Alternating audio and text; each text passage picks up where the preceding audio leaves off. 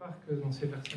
La première des choses qu'il faut avoir à l'esprit par rapport à ce qu'a vécu le prophète pendant toute cette période et à ce moment-là, c'est que il faut être très méfiant du confort apparent.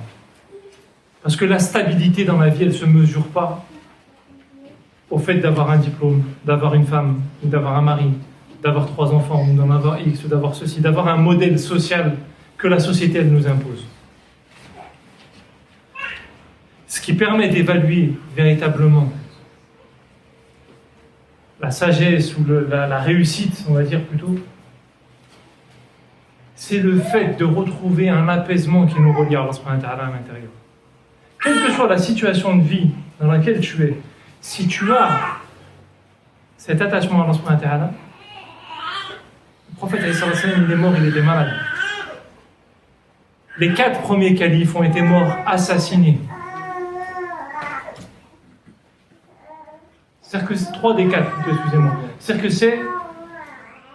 c'est montré à quel point ça n'a pas de... C'était des mubashirin bil jannah. Ils ont été promis au paradis. Il faut se méfier des modèles sociaux de réussite.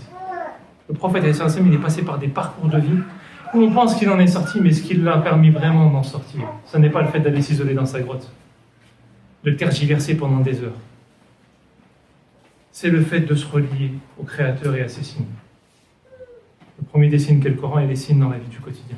On a besoin de moments d'isolement, et c'est par ce moment d'isolement qu'il va retrouver conscience de tout ça.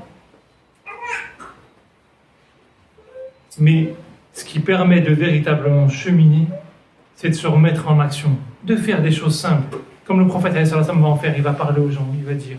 Il ne fait rien d'extraordinaire au début de la révélation du prophète.